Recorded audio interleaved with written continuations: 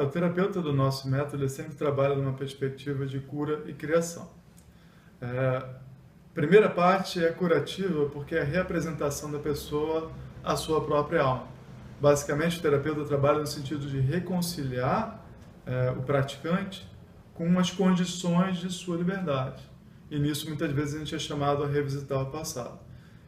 Concomitante com isso, né? Ou seja, nós não temos pacientes nem clientes, nós temos praticantes. O que significa isso?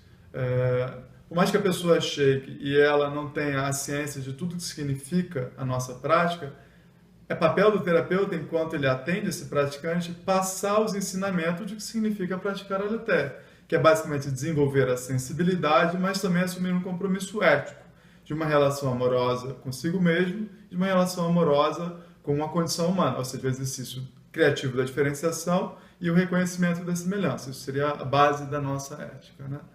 Então, na medida em que o praticante vai sendo apresentado à prática, vai desenvolvendo essa capacidade, isso que a gente chama de professor interno, que é a nossa sensibilidade acordada, ele vai naturalmente se conciliando com as condições de sua própria liberdade. No momento em que ele faz isso, estabelecendo essa relação amorosa, a relação vai saindo do campo curativo e entrando no campo criativo. Porque, basicamente, o praticante vai libertando o terapeuta de ser aquele agente provocador, né, da instância curativa. Na medida em que ele se encarrega e se compromete com cuidado para consigo mesmo, as condições de sua liberdade no cotidiano dele, ele chega cada vez mais disponível para os encontros, né? Na medida em que ele está mais disponível, ele está mais adentrando no campo da criação. O que é a criação? É disponibilidade de ambos para algo que é desconhecido. Então, se eu chego no encontro empoderado, não em dívida com a minha alma, o meu psiquismo ele não vai ficar tensionando essa relação com os cenários dessa dívida. Ele vai, na verdade, fazer convites criativos, daquilo que em você e na sua experiência, de alguma forma, vão alavancar um novo conhecimento de mim. Ou seja, vão aprofundar aquela nossa base, daquela pirâmide do eu profundo. Né? Ou seja, o eu vai mergulhar cada vez mais no conhecimento da alma humana. Então, o campo curativo é o conhecimento e contato com a própria alma. O campo criativo é essa aventura de alma. Né? No momento em que eu me sinto em casa, eu começo a alargar essa minha perspectiva de em casa, incluindo cada vez mais. Não só as outras pessoas, as qualidades humanas, mas também, e isso obviamente depende do nível de investimento de uma pessoa, da grande natureza universal, a qual a natureza humana está inserida. Né? Isso eu chamo de espiritualidade. Né? Daí nasce um senso de sagrado. O senso de sagrado ele deve ser contemplado no processo terapêutico desde o início, né? Porque ele é a base mais fundamental da nossa constituição de realidade, como eu percebo. Por quê? O sagrado é uma experiência conciliada do que significa viver. É a intensidade do que significa viver de forma conciliada. Isso vai se dar enquanto uma experiência de sagrado no psiquismo de uma pessoa. Então, a nossa prática ela é terapêutica, mas ela é um caminho espiritual integrativo. Primeira parte, trabalho curativo, em seguida, esse investimento afetivo que é criativo. Por excelência, no nosso trabalho, esse é o trabalho espiritual. Um compromisso de me criar individualmente e de participar de uma criação coletiva, de uma relação mais ampla coletiva. Esse grande espírito humano. A exposição é parte muito importante do processo curativo no nosso método, né? Obviamente, essa exposição é uma exposição cuidadosa, ela considera as possibilidades do praticante. Mas o tempo todo a gente está estimulando o praticante a se colocar, a se expor. Por que isso é importante? Né? O nosso modelo de individualidade, ele de uma certa forma fez uma ruptura. Né? Ele coloca como se a intimidade fosse um lugar só seu. E isso acaba sendo, na verdade, um refúgio para as coisas excluídas, um refúgio para os segredos dessa personalidade. A intimidade, ela não se destina a isso, a intimidade se destina a ser um lugar de passagem. Por quê? O espírito humano nos busca na intimidade diariamente. Isso está acontecendo o tempo todo. A intimidade é esse lugar, esse primeiro lugar de apresentação. Ou seja, o espírito humano te busca na intimidade e ele te mobiliza. Né? Ele vai te mobilizar através de toda a sua história afetiva, essa estrutura interna que dá suporte à sua atenção. Isso, na verdade, está destinado a mover você, a te colocar em relação com o outro. Eu costumo dizer no processo que, na verdade, o espírito ele não visa você, ele visa o outro através de você. Isso é tanto verdade em dois sentidos. porque esse é o tornar-se seu próprio e, ao mesmo tempo, é o elo relacional que cria a alma. A alma é criação de relação. Então, o espírito ele não visa ser você, ele visa atravessar você em direção ao outro. E nisso ele transforma você em outro. Esse próprio tornar-se essencial do espírito. É realmente como eu vejo a articulação do espírito. Na medida em que você o confina dentro de você, você começa a se direcionar em estados insuportáveis. Então, a intimidade ela deve ser um lugar de fluidez, ela não pode ser um lugar apartado. Então, no nosso trabalho, a gente tem alguns termos, né? A gente tem um eu de direito, que seria esse indivíduo devidamente comprometido com o seu processo de integração através de uma relação amorosa consigo. Isso cria aquele princípio de centralidade, esse fluxo central do fundamento que vai, com o tempo, levando à abertura do coração.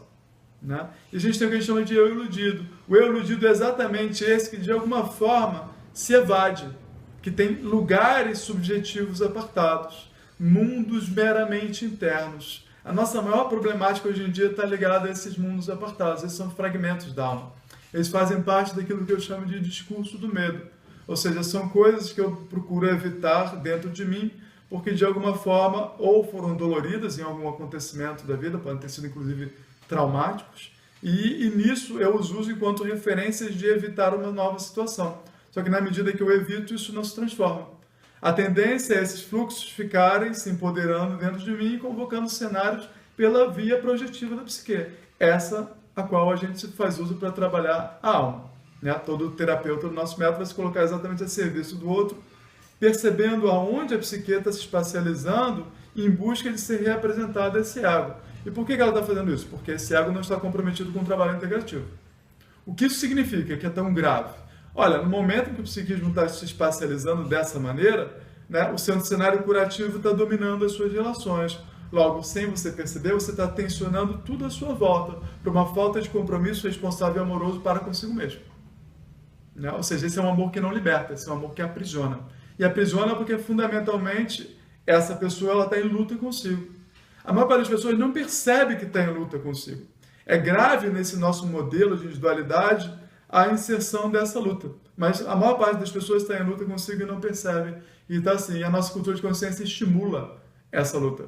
Estimula essa luta porque essa luta nos acelera e nos faz consumir mais, basicamente. Ou seja, os meios compensatórios dessa cultura de prazer requerem que os indivíduos estejam lutando para serem acelerados e consumirem mais. Né? Isso, com o tempo, na verdade, vai minando tanto a nossa saúde psíquica quanto a nossa saúde somática. Então, o eu iludido, ele representa esse engajamento com uma luta, né, que leva a pessoa a evitar os desafios dos seus cenários integrativos. Só que, necessariamente, esse eu iludido vai levar a pessoa para lugares muito pequenos. Pequenos no sentido de permissões para a própria vitalidade renová-la. A tendência é se inserir em padrões aprisionantes e repetições. Né? Ou seja, e aí carga de significado se perde, sentido de vida se perde. A pessoa ela vai recaindo numa relação robótica, cada vez mais imediata e reativa em relação a si mesmo e aos outros. O terapeuta do método até ele sempre trabalha no sentido de responsabilizar o praticante pelo que significa viver, a partir da perspectiva única dele. Aí mora uma coisa muito interessante, essa perspectiva única ela já não é dada, ela é criada no embate com a própria relação viva. Né? Então ela não é a priori, ela não já está predisposta. A única coisa que é a priori nesse processo é a conciliação com a própria história, que vai dar, na verdade, os veios de vitalidade para a pessoa continuar, de alguma forma, retroalimentando o seu processo criativo. Né? Mas responsabilizar a pessoa pelo que significa viver é fundamentalmente colocá-la numa pergunta frente à vida. Isso é um problema, porque a nossa cultura de consciência ela trabalha no sentido da facilitação dessas perguntas. Ela, na verdade, nos convence que nós não devemos perguntar. As pessoas nos buscam para terem respostas. Né? É muito comum isso, as pessoas querem respostas. Nosso trabalho não oferece respostas, nosso trabalho compromete a pessoa com uma pergunta. Né? A resposta é a capacidade dessa pessoa de se colocar à frente dessa pergunta. Então, o trabalho do nosso terapeuta não é explicar à pessoa as questões às quais ela passa e condiciona ela. Né? Nosso trabalho não visa uma explicação da vida da pessoa. né? Visa o compromisso com essa vida na medida que se revela na própria presença, né? E esse compromisso se aprofunda na medida em que se revela e a pessoa se disponibiliza para o outro, né? Numa realidade da presença. O terapeuta do nosso método ele não é isento, ele é engajado. Ele é engajado, mas ele é comprometido tanto com o exercício ético dos nossos princípios, compromisso com o processo de diferenciação e reconhecimento da semelhança, obediência à condição humana, e ele está na presença do outro se silenciando, significa que ele não está agindo a partir de nenhuma imagem, de nenhuma narrativa e de nenhuma significação a priorística sobre o processo da pessoa. Tá? Na medida em que ele faz isso, ele naturalmente faz um convite de aprofundamento dessa relação, né? Nisso, na verdade, ele está indo ao encontro do outro, mas ele também está fazendo um convite para o outro ir ao encontro dele, né? Porque o terapeuta do nosso método trabalha se recolhendo, o que significa ele trabalha retirando o praticante de sua passividade infantil. A maior parte das pessoas quer respostas e não quer engajamento na pergunta porque nós nos viciamos num estado passivo de consciência, né? Que quer facilidades, que quer um conforto e um asseguramento cada vez mais imediato e com o mínimo de esforço possível. Para o processo de consciência, isso é um impedimento. O processo de consciência requer um grande esforço da pessoa. É um esforço de investimento afetivo. Logo, a pessoa tem que lidar com a própria dificuldade. Ela tem que aprender a lidar com a própria dificuldade sem se ressentir. É muito comum no nosso trabalho, no campo terapêutico como um todo, quando uma pessoa é apresentada a sua dificuldade, vem as estruturas de defesa e ela começa a evitar o contato com isso. Muitas vezes agindo de forma ressentida. E muitas vezes projetando no terapeuta, né, esse ressentimento. Como se de alguma forma ela se esquecesse de que esse terapeuta está lá a serviço dela e o trabalho dele é comprometê-la com o contato com essa dificuldade. Ora, contato com a dificuldade raramente, ou quase nunca, eu diria nunca, é algo agradável. E basicamente esse é o trabalho da sombra. Ou seja, você precisa fazer contato com essas suas partes negadas, rejeitadas, machucadas, doloridas. Isso não é agradável, isso não é confortável, isso é desconfortável. Mas é parte do trabalho curativo que você atravessa esses cenários e na medida em que você atravessa com uma perspectiva amorosa, que é de sentimento e não de ressentimento, porque o ressentimento é uma dinâmica de luta, né? Você vai despotencializando essas dinâmicas doloridas, disponibilizando elas para uma relação com a presença. O terapeuta é aquele engajado com um olhar carinhoso para receber esse conteúdo e dinamizá-lo numa relação real presente, logo renovando esses conteúdos. Então, é muito importante para quem começa enquanto terapeuta no nosso trabalho, não só gerar uma atmosfera de acolhimento, na medida em que vai se gerando um elo amoroso de confiança e o praticante vai se sentindo bem-vindo e vai disponibilizando seus conteúdos internos, mas também não perder a impecabilidade de que é responsabilizar esse praticante por esse acontecimento. O nosso método ele responsabiliza muito a pessoa pelo seu processo. Eu vejo isso como algo fundamental, é sua responsabilidade de viver. A sua principal responsabilidade e a primeira responsabilidade é o cuidado para com a vida.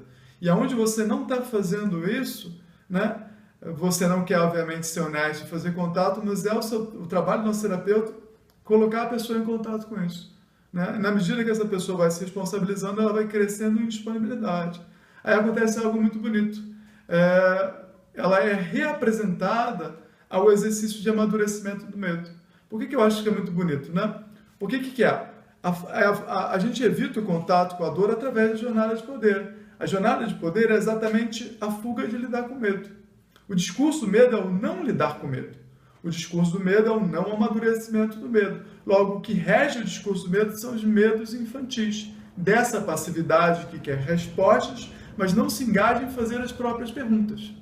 Na medida que a gente vai saindo do cenário curativo e indo para o cenário criativo, o praticante vai se responsabilizando por fazer as suas próprias perguntas. Essas são perguntas do que significa viver, logo só podem ser feitas por eles. E as respostas só podem acontecer na vida e no cotidiano e nas relações dele. Né? Na medida em que o terapeuta dá essas respostas, ele está, sem perceber, adentrando nas camadas de pai e mãe. E no nosso processo isso é vetado. Ou seja, não é o papel do terapeuta falar para o praticante o que ele deve fazer e assegurá-lo de que o que ele está fazendo é certo ou errado. No momento que a gente faz isso, a gente estaria readequando moralmente essa pessoa e não propondo um exercício ético de criação. Então, exercício ético, na minha visão, é um compromisso que, ao mesmo tempo, encarrega o indivíduo de sua diferenciação, a qual é a única, e cabe a ele viver as benesses e os malefícios desse processo próprios de uma condição humana, de disponibilidade tanto para dor quanto prazer, mas ao mesmo tempo tem algo que nos vincula para além de nossa individualidade, atravessando a nossa intimidade, as relações mais próximas e as relações mais profundas da coletividade humana, que é o exercício ético, né? Então, essa pergunta ela precisa ser respondida com a vida criada. E a vida criada é a vida disponibilizada. Essa vida disponibilizada é uma vida a olhos vistos, né? Ela se torna um dado do bem comum. Isso é o que a gente chama de alma. Então, a alma testemunhada, ela está num estado de cuidado. A alma negada, ela não se disponibiliza a ser vista. Logo, ela não pode ser renovada. Esse é o caminho para o egocentrismo. O egocentrismo é o caminho para a expiação da vida. E uma das principais questões que vocês vão notar trabalhando no consultório é exatamente qual é o cenário egóico de uma pessoa. O terapeuta ele tem que perceber qual é o cenário egóico dessa pessoa, perceber qual é a vinculação de luta que gera esse cenário egóico, quais são os condicionamentos sistêmicos, muitas vezes, que vão estar na relação norte-sul do trabalho, ou seja, onde ainda se vale as permissões parentais e sim se insere a luta com o pai. Na luta com o pai, muitas vezes ele vai projetar essa figura que o autorize. Essa figura que o autoriza pode ser o terapeuta, pode ser maridos e mulheres, namorados, patrões, são pessoas à nossa volta. Então, sempre olhares de autorização que nós estamos fazendo. Ao mesmo tempo que a gente faz isso, a gente luta com isso, né? Porque eu me autorizo através de uma outra pessoa, de uma referência externa, isso vai me dar um breve movimento de fluidez, mas em seguida eu vou me rebelar contra isso, porque eu sei que eu dependo do outro. E o egoísta depende incrivelmente de todo mundo, porque ele é um faminto de si. Então, na verdade, ele se vale muito mais de referências externas do que internas. A tendência é ele ser consumido por expectativas, ele está muitas vezes num cenário de luta conflituoso que vai ficando cada vez menor e mais intenso, né? Isso vai levar a estados, seja de desespero para aceleração, que seria ansiedade, ou desespero para passividade, que seria angústia, digamos assim, né? Mas basicamente ele está interditado de se relacionar. Então o terapeuta ele tem que perceber quais são esses condicionamentos, né? Que de alguma forma aprisionam ele nesse cenário infantil, porque o egoísta, na verdade, é uma criança. É uma criança que não se admite criança, né? E por que ela não se admite criança? Porque ela cria uma autoimagem que faz uso de referências externas e recursos associativos para se apresentar enquanto adulto. E ela vai fazer o possível para esconder esse cenário infantil. E a todo mundo que olhar esse cenário infantil ou representar um risco de revelação desse cenário infantil, ela vai de alguma forma afastar ou agredir. Esses cenários egóicos são, na verdade, as nossas defesas atuando, né? Eles são, na verdade, desprovidos de legitimidade, porque a criança, na verdade, ela não é algo defendido, ela é algo disponível. Toda criança já está no campo da disponibilidade. Isso é muito bonito de ver no desenvolvimento da psique. A criança é algo incrivelmente disponível, incrivelmente maleável, incrivelmente móvel, e por isso, incrivelmente disponível a aprender as condições da própria família. Logo, ela facilmente se identifica com essas condições. Consciência, na verdade, o exercício de consciência é um trabalho do adulto, que é sempre uma dobra, ou seja, no exercício de consciência você sempre vai ter que revisitar a sua alma, que é basicamente a sua história afetiva. Logo, o primeiro exercício de consciência é revisitar a sua infância. O terapeuta necessariamente vai guiar isso na medida em que ele vai comprometer a pessoa em se alimentar de si mesma, que é o que a gente chama de fundamento. Onde está o fundamento? É o centro sexual. O que é o centro sexual? O centro sexual é isso que, no choque de polaridade, cria pulsos, né, de fluidez que mobilizam toda a estrutura psíquica, ou seja, é o gerador do psiquismo. É a fonte de poder real da pessoa. Logo, é a real possibilidade dessa pessoa. Quando o terapeuta norteia a pessoa para a própria sexualidade, ela vai ter que mergulhar toda a estrutura afetiva dela. A infância é a estrutura afetiva mais próxima dessa fonte de criação que é a sexualidade. Logo, ali estão as permissões parentais, né? O que a gente vai perceber na medida que a pessoa faz esse mergulho? O que são esses cenários egóicos, né? São desobediências a essas condições às quais eu fui apresentado. De alguma forma, eu não estou conciliado, eu não as tomei enquanto minhas, num sentido de que elas devem ser compromissos da minha escolha. Logo, eu devo me disponibilizar através delas. Então, mudá-las significa disponibilizá-las para uma nova experiência. Lutar com elas significa ficar preso à rejeição delas. Uma pessoa que está em luta consigo mesma, na verdade, ela necessita aquilo que ela rejeita. Então, ela tem que criar insistentemente esse cenário conflituoso. Eu necessito daquilo que eu rejeito. Isso é um conflito. Eu preciso me reconhecer rejeitando algo. E esse algo que eu rejeito me diz respeito. Então, eu fico preso, na verdade, num cenário, a defesa me coloca preso num cenário que me denigre. E eu aprendi a me reconhecer me denigrindo. E, obviamente, é muito fundamental do ser humano criar parcerias e associações, ou seja, buscar a aceitação e reconhecimento de si. Eu preciso que outras pessoas também me vejam assim e muitas vezes também façam isso comigo. Aí a gente começa a entrar nos cenários sombrios, doloridos, né? Onde a pessoa ela começa num processo muito danoso de se machucar. Nisso ela já está basicamente encenando a sua sombra nas relações. Isso vai minando a liberdade dessa pessoa. Quanto mais imediata um condicionamento na capacidade de criar um cenário sombrio desse, menor alimento afetivo vai ter. Então, os cenários egóicos são sempre cenários infantis. Infantis no sentido de que representam uma passividade do esforço que requer o exercício de consciência. E também infantis no sentido de que existe uma ilusão de centralidade, né? O que tem centralidade, né? Na verdade, não é o ego, é a relação viva. O ego, na verdade, ele é a primeira instância logo em volta disso, porque ele é o esforço do exercício de consciência de constituir contorno. O que é o contorno? A forma da disponibilidade. Como eu vou ser visto é como eu sou, não como eu gostaria de ser. Como eu gostaria de ser é uma mera articulação projetiva. Esse é um problema muito grande hoje em dia. A maior parte das pessoas se apresentam como quer ser visto, como gostaria de ser. E nisso, na verdade, ela está no cenário de evitar quem ela é, criando essas parcerias e associações para construir uma realidade, mas na verdade está sujeita a uma estrutura de lateralidade, está apartada dessa relação viva. Por quê? Não está sujeita ao condicionamento de obediência. Isso é parte desse cenário egóico infantil. Por que é egóico infantil? Porque a criança ela se sente no centro do mundo. A criança, na verdade, ela tem uma ilusão de centralidade, que é necessária. Por que é necessária? Porque é o ego se formando. O ego se forma exatamente nesse primeiro momento. Digamos assim, ele se consolida até os 7 primeiros anos de idade. Então, nessa fase é muito importante essa ilusão de centralidade. Tá? Mas, dos 7 anos em diante, vai começando a vir, na verdade, para esse ego o que significaria a segunda fase de desenvolvimento da psique, que é você é um ente relacional. Logo, você precisa aprender a assumir compromissos com os outros. E se o ego aceita isso, ele vai se tornando periférico. Periférico em relação à própria relação viva a qual ele participa.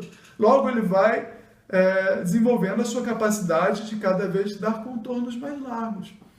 O que eu vejo como um grande problema? E a gente aborda isso, porque eu percebo que os indivíduos padecem de um problema que é coletivo, é um problema da nossa cultura de consciência, que é violenta em relação à nossa condição humana. E essa violência se dá muitas vezes numa supervalorização da individualidade. Ou seja, nosso processo de educação ele faz algo muito cruel, na minha visão. Ele faz a gente se sentir muito importante.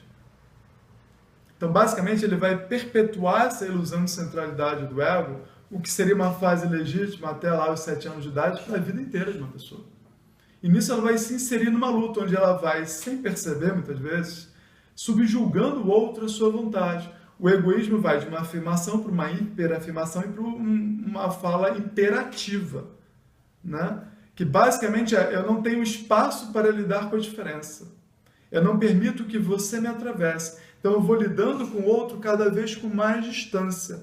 Essa distância é onde atua a defesa, são amortecimentos para o outro.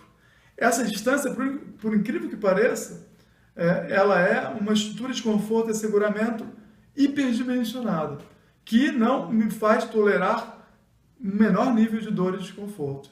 E a nossa cultura de consciência provoca isso na gente. Por trás existe, na verdade, um impedimento para o amadurecimento dessa consciência. Essa autoimportância, ela é uma ilusão de poder. Essa pessoa ela não tem poder algum, na verdade, né? Porque ela vai com o tempo, inclusive, ficando imobilizada e indisponível para transformação. Esse é um problema que eu vejo, ou seja, da nossa cultura de consciência. Nós lidamos individualmente com um problema que é coletivo. Então, ela vai colocar uma autoimportância sendo regida por uma autoimagem, como se isso pudesse organizar a gente. Só que isso é incapaz de organizar a gente porque isso é uma esfera virtual. Né? E isso é o que faz a gente perder contato com o corpo. Todo nosso trabalho é vinculado com, novamente, representar essa personalidade, né, essa autoimagem ao seu corpo para voltar a obedecer ao amadurecimento que o psiquismo propõe. E o psiquismo, depois de 7 anos de idade, propõe você enquanto um ente relacional periférico, não central. O que você mais vê hoje em dia são pessoas lutando e se impondo. Isso são repercussões dessa passividade infantil, desse não esforço do exercício de consciência que amadurece o ego, né? E da atuação dessas defesas. Né? E isso, na verdade, gera um grande sofrimento, um tensionamento em todas as nossas relações. Faz com que a gente não descanse em quem a gente é. Porque todos nós silenciosamente sabemos, nós podemos não entender, mas nós sabemos que isso é antinatural. Isso é antinatural. Então, as pessoas estão muito super defendidas, né? Essa defesa, ela requer um nível de controle absurdo, de tensionamento absurdo, que termina por sufocar a pessoa. Muitos distúrbios, tanto alimentares quanto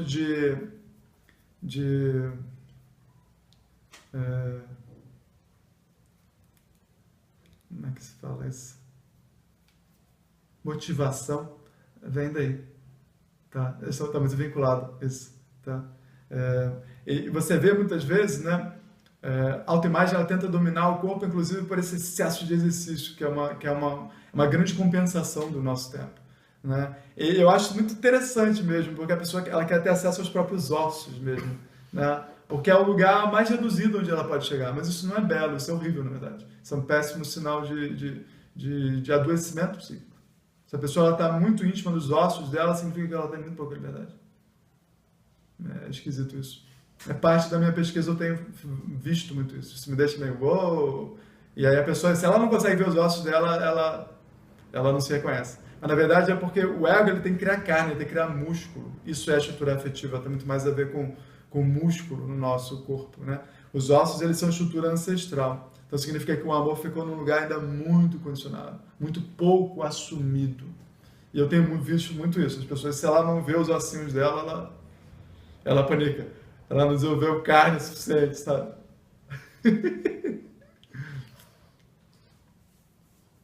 Mas é mesmo.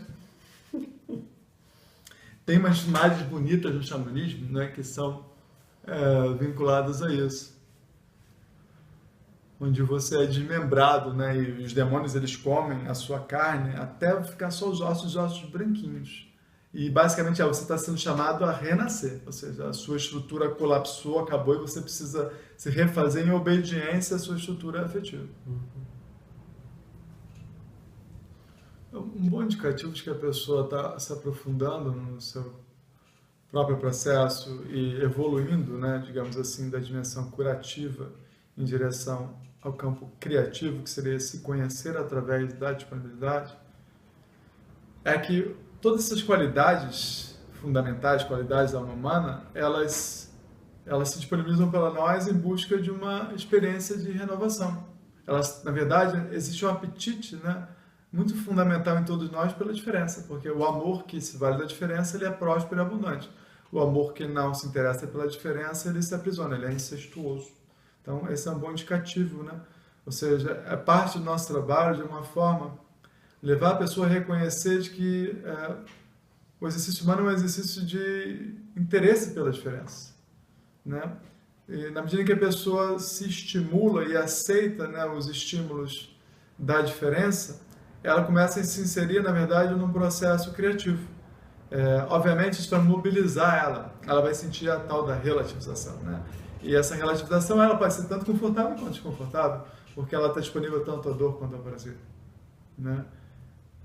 Vale a pena, né, você levar o praticante a perceber qual é o nível de apetite dele, né, pela diferença. Porque isso é uma coisa de cotidiano, não é uma coisa tão emblemática, né? Mas como a gente vive em forma de emblemática, então é viajar para o exterior uma vez por ano. Não, é bem mais próximo disso, é experimentar a partir da realidade íntima, novos ângulos, novas capacidades de significar, outras possibilidades de encontro, de caminhos. Não é uma coisa distanciada. E a gente explora isso muito pouco, porque o nosso cotidiano vai ficando robótico.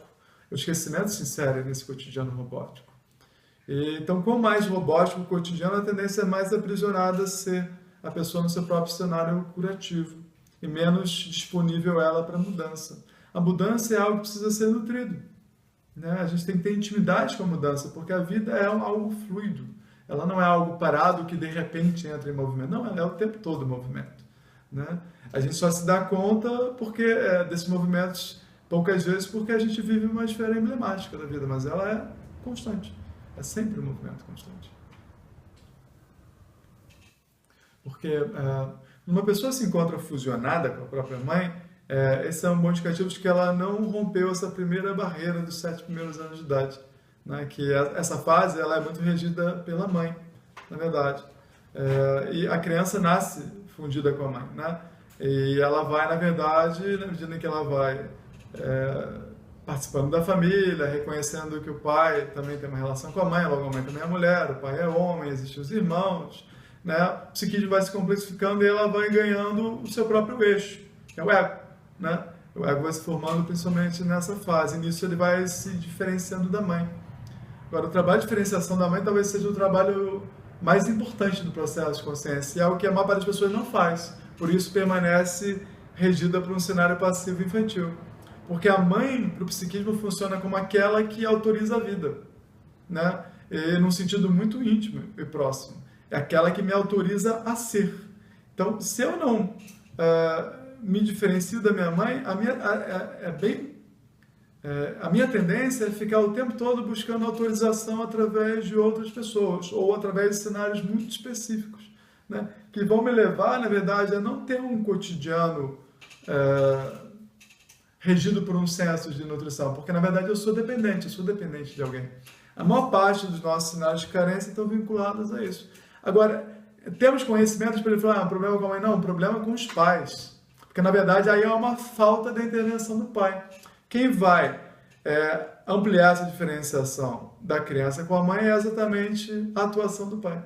Então o pai vai ser esse primeiro outro que vai criar um cenário mais amplo de uma relação agora criativa. E isso vai levar o ego a, de alguma forma, reconhecer de que ele precisa ser dois e não uma coisa só. Porque um dos grandes problemas dessa passividade é a perda dessa relação para consigo. O egoísta, ele não se vê enquanto uma relação viva, ele se vê como uma coisa. Ele basicamente está imobilizado porque ele está fixado por uma imagem.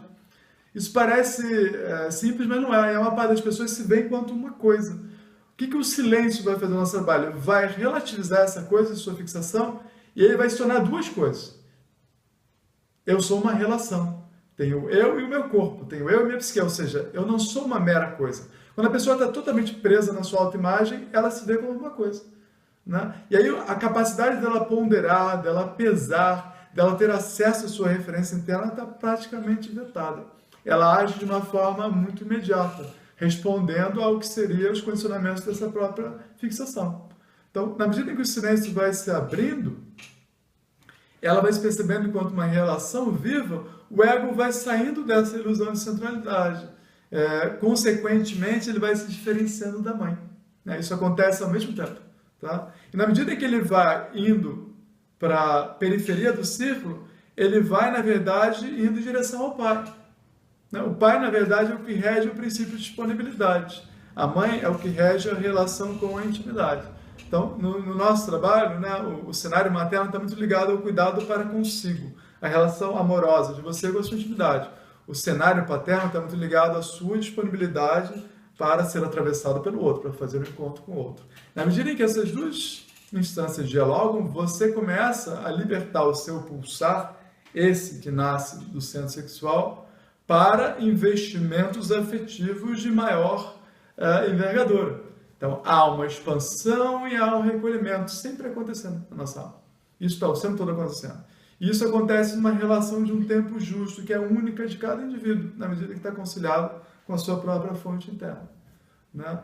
O egoísta, ele tem impedimentos para esse pulsar. Ele cria cristalizações, ele estratifica estruturas afetivas que não se mobilizam. Logo, não se mobilizando, elas atravancam esse processo de disponibilidade e recolhimento. Sem isso, vai se minando a saúde psíquica com o tempo. Que é a vitalidade, tem um tempo de expansão e um tempo de recolhimento. E isso gera descanso. Nosso corpo lida com a realidade dessa maneira. E a autoimagem vai perdendo exatamente essa capacidade. Qual é o problema? A autoimagem não é destinada a fazer isso. Então, quando ela tenta fazer isso, ela não tem como fazer. A única maneira dela simular isso é por associações e meios externos, pelo reconhecimento de si, sem a necessária estrutura afetiva para dar abrigo. Isso é o auto-engano. Aí eu, implicado pelo meu próprio auto-engano, na medida em que eu me apresento como eu quero ser visto, e eu não tenho a estrutura afetiva de descanso, que eu sou assim, tudo bem, não há problema. Então não preciso ficar tenso, ninguém vai ver a minha fragilidade, isso vai ser um problema. Se você pode ser honesto, você não precisa ficar se escondendo, basicamente. E isso tem tudo a ver com o princípio materno. A maior parte da nossa desonestidade é porque a gente não quer admitir que a gente ainda está preso à nossa mãe.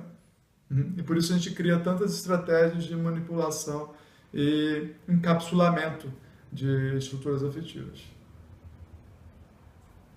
Então, o egoísta, em muitos sentidos, ele está ainda muito fusionado à mãe, e por isso ele requer cenários muito emblemáticos de autorização de si. Ele tem essa grande ilusão de centralidade que faz ele se sentir muito importante. Isso vai se dar como uma forma de orgulho, de arrogância. A beleza é que orgulho e arrogância são palavras genéricas. O praticante tem que ver como ele é orgulhoso e como ele é arrogante. Ele pode ser orgulhoso e arrogante pela dor ou pelo prazer, em cenários doloridos ou prazerosos. Tá? Mas, basicamente, o que tem por trás é uma autoimportância, a qual ele tem a ilusão de que ele tem domínio sobre o próprio processo. E ele pode não admitir isso, mas ele quer, na verdade, que o mundo se transforme para reconhecer ele e a legitimidade do que ele faz. Que, basicamente, ele não está no exercício de gerar valor, mas ele quer ser valorizado. Isso pode fazer com que a pessoa se engaje num eterno movimento de gerar conflitos, que é a única maneira dela se reconhecer. E basicamente ela está tentando se libertar da própria mãe, mas ela ama a mãe. Então eu amo você, mas eu tenho raiva de você por amar você ao mesmo tempo. Isso é muito comum nas relações de casal. E quando você vai ver por trás, existe um grande condicionamento materno, que é basicamente amar você me desestabiliza. Eu amo e eu fico puto com você me desestabilizar. Mas ainda é a ilusão de que é o outro. E muitas pessoas nessa ilusão vão ficar trocando de relações, vão perder oportunidades, as relações vão magoar pessoas, né? Essa estrutura afetiva de passividade infantil e egóica, ela machuca muitas pessoas, né? Porque ela evolui por uma imposição. Ela evolui por uma...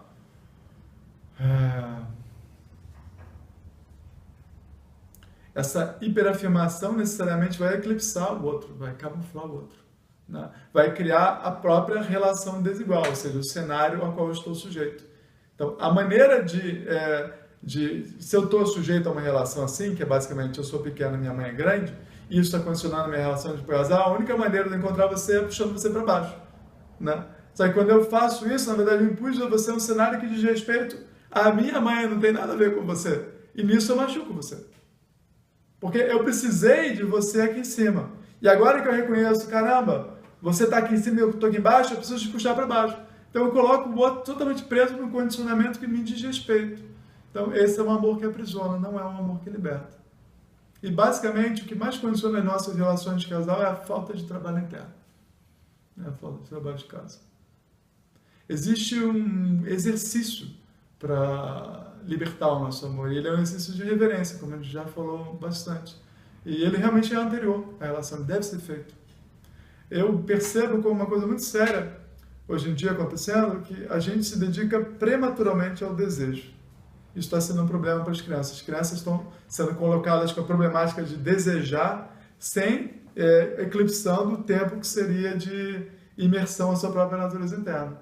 Logo, elas não vão ter as referências do que significa desejar em benefício próprio. Isso cria uma bagunça tremenda. Isso tudo é o eu, para pensar. Na roda de cura ali no cenário do sul para o oeste. É estranho ver como a gente fica preso nessa dinâmica.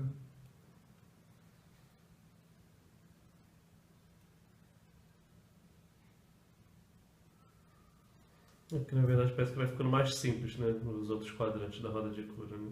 Vai. Porque não vai ter tanto material de autoenvolvimento, né? Então é mais uma disponibilidade, né? Então você acho que tem menos questões, é o que você se reconhece no momento, é a presença, não tem tanta, você tem que revisitar tanta coisa, né? Tantas complexidades, né? O que é o certo, né? Para pensar. Mas a gente se acostumou a ter que ficar o tempo todo autoenvolvido. Isso é grave, a gente normalizou o autoenvolvimento. Mas fundamentalmente é só porque a gente que a gente conhece, né? É o conhecido, né? Sim, sim. A beleza é que todos nós sabemos. Tá? A gente sabe. A gente sabe. É grave no processo quando a pessoa, depois de ter muita experiência, ela não tem mais como alegar inocência. Você não tem como alegar ignorância. Ela tem o desafio da inocência. O nosso trabalho vai colocar o praticante no desafio de ser inocente. E ser inocente é aquele que é honesto, autêntico, reverente e disponível. Isso é o inocente. No momento que eu não cumpro isso, eu perco a minha inocência. É obviamente que a perda da inocência vai empoderar o cenário sombrio de alguma forma, né? Que é aquele que me aprisiona, é aquele que não me liberta. Né? A consciência vai se sentir culpada, porque é como eu me reconheço apartado sem um senso de participação. E fundamentalmente, apartado sem um senso de participação é uma dependência. Todos nós, para nós, seres humanos, é fundamental se sentir pertencente, participando. Tanto que grande parte da nossa problemática é em torno disso. Eu quero fazer parte, eu quero me sentir pertencendo. Só que eu não posso fazer isso de qualquer maneira, porque eu não sou qualquer coisa. Então tem uma série de exercícios, esforços, trabalhos e obediências que eu tenho que cumprir para efetivamente ser participante. Eu não posso abdicar disso. Porque se eu sou participante sem isso, eu me sinto nada. E aí vem uma série de problemas e doenças somáticas que partem de eu ter me adequado sem ter me criado. Esse é o problema. Então, nosso mundo ele oferece um cardápio muito grande de adequações e ele estimula muito pouco a criação. Porque, obviamente, a criação é angustiante. É aquilo que eu falo tanto no nosso processo, como a angústia tem um papel fundamental na integração do psiquismo e no desenvolvimento da espiritualidade. Para mim, ela é a porta que reúne essas duas possibilidades. Porque ela é esse vazio dentro de você, ela é o lugar do desnudar. Ela é o lugar onde eu tenho a referência da minha inocência. Né? Quando eu perco isso e eu vou indo de ocupação em ocupação, de narrativa em narrativa, ou seja, sem silêncio, a grande tendência é eu ficar trocando as coisas do mundo e para regular o meu pertencimento. E aí eu vou atenuando o meu senso de angústia. Mas basicamente o que eu estou fazendo é evitando o contato com o meu exercício. Esse exercício é um problema colocado pela natureza para o homem. Como tem um problema colocado pela natureza para a abelha. Aí mora o trabalho espiritual que leva ao sagrado. Nós nos rebelamos desse trabalho.